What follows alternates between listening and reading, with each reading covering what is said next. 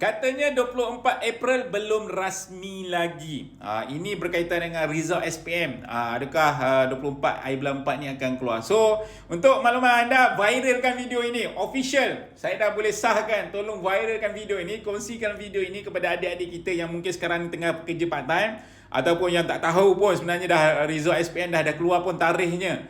So viralkan video ni. Okay. So kongsikan pandangan anda juga. Anda sekolah kat mana, supaya saya pun tahulah anda ambil result SPM tu nanti kat sekolah mana. Okay, boleh? Alright, untuk makluman anda, secara rasminya 24 April 2025 result SPM akan dikeluarkan.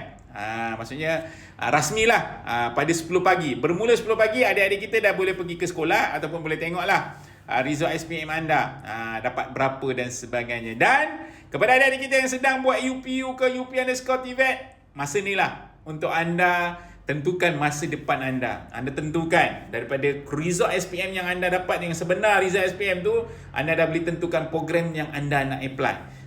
Sekarang ni adalah masanya untuk anda tentukan anda nak sambung belajar dekat mana.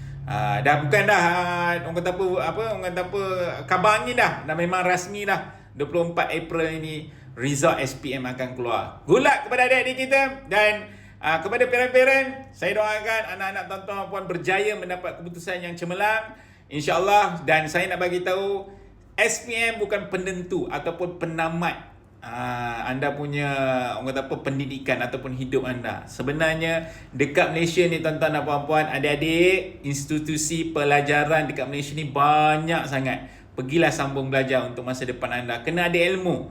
Bila anda ada ilmu, anda upgrade diri anda, insya-Allah menjamin masa depan anda. Mungkin anda tak nampak apa yang menjaminkan masa depan saya kalau saya sambung belajar ataupun saya ada kemahiran ataupun saya setakat SPM. Tolong, dengarlah cakap abang ni. Okay? So, insyaAllah dipermudahkan semuanya.